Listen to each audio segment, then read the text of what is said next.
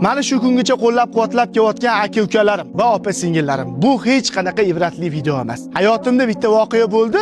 Shu voqeadan o'zim ham ibrat oldim va sizlar uchun ibratli bo'lishi uchun ham mana shu videoni olib postimga qo'yishga qaror qildim. Vaqtinglar bo'lsa, oxirigacha ko'ringlar. Vaqtinglar bo'lmasa, o'tkazib yuborishinglar ham mumkin. Xafagarchilik bo'lmaydi. Ozgina oldin bir yaqinim bilan mana shu eshigimni tagida turdik. Va u yaqinimni telefoni jingillab qoldi. Adajon nimalari bo'lmayapti degan xabar keldi. Shoshib-pushib uyga mashinasini haydab tushib ketdi. Men ham ketidan tushdim. Rostdan ham adalarning mazalari bo'lmayapti. Bizning qo'limizdan qishlama kelmadi. Skoriy chaqirishga majbur bo'ldik. Srochniy banisiga olib bormasa bo'lmaydi. Ahvollari juda ham og'ir deydi. Banisiga bordim. 10 talab doktorlar qo'lidan kelgan hamma narsani qilishdi. Bandalik ekanmiz, qo'limizdan kelgan hamma narsani qildik deb aytishdi. Qarindosh urug'lariga, opa-singillariga xabar berdi. Oradan 1,5 soat, 1 soat vaqt o'tgandan keyin mayitni oldi va uyga keldi. Bundoq qarasam, bir inson yer chopibdi. O'sha inson kim deb qarasam, shular chap tomonda turadigan qo'shinlar. Bir inson "Mamni mamna qilinglar" deyshayapti. U inson kim desanglar, bu yoq tomon yon qo'shinlar.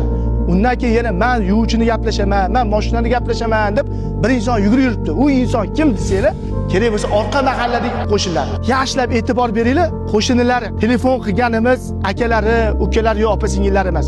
O'shandan keyin eskidan eshitib kelgan bir gapim esimga tushdi. Uzoqdagi qarindoshdan yaqindagi qo'shini afzal degan gap to'g'riligini men shunda tushunib yetdim. Shundan ta'sirlandim. 13-iyul kuni Umra safariga ketyapman. Bitta yaqin qo'shinim borlar, hadiyaga Umra safariga bilet oldim. Hozir mashinalar yo'q. Mana shu videoni olib qo'yapman. Nechida kelsalar ham chaqirib o'zingizlarning guvohligingizda shu hadiyani berib, Umra safariga birga qo'shinim bilan borib, tavoflarni qilamiz. Men aqlli emasman, yo men kimdirga nimadir o'rgatmoqchi emasman. Hamma qo'shinlar ham yomon emas. Hamma ham bir-birini ko'ra olmaydi emas. Mana shu videoni ko'rgandan keyin tushgan qo'shinlar bo'lsa, bir-biri bilan yarashishga sababchi bo'lib qolsa, men xursandman. Hadiya mashina turibdi. Videoni mana shu joygacha ko'rgan bo'lsangiz, bitta like bosing. Shunaqa aql qo'shingiz bo'lsa, senga o'zlariga jo'natib qo'yavering. Kutamiz kelishlarini. Hali ham kutyapman. Hali ham kutib turibman, kelmadilar. Bahos kelib qolib, juda qorong'i ham tushdi. Soatimiz 10 dan ham oshdi. Oxiri keldilar. Endi hadiyani o'zining egasiga topshiramiz. Oho, jajoqqa bitta tortda-ku. Kimga bilan? Bitta hadiyani o'zining egasi bor. Bu endi keyingi videolarda ko'rishadi. Bo'lmasa hozir men chaqiraman, shunday qilib beramiz. Hamma kadrlarni olib turib uzmasdan. Bo'l, ketdi. Esdalik olib qo'yamiz o'zimizga, hozir aka. Sizga bitta hadiya bor, aka. Hamma qo'shnilar bir-birini ko'ra olsa, bizani qo'shnilar xudo qolsa, hadiyamiz sizga yoqadigan umidda. Baraka toping. Baraka turda. Qarang, nima deb yozib qo'ygan? Qo'shnim Kozim Akamlarga 13-iyulga birga Umra safarida bo'lamiz. Shu sizga shu hadiya. Baraka toping. Atlishi aka.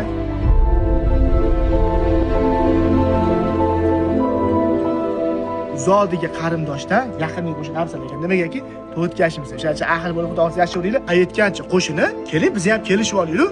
Birinchi siz menga sovg'a qilasizmi yoki men sizga sovg'a qilaymi? Ishdan keyin shuni chiqsiz kelishib olamiz deb ketdi xudo xolisa. Mazza qilib Umra safarlariga ikkita qo'shin birga borib kelamiz biz ham.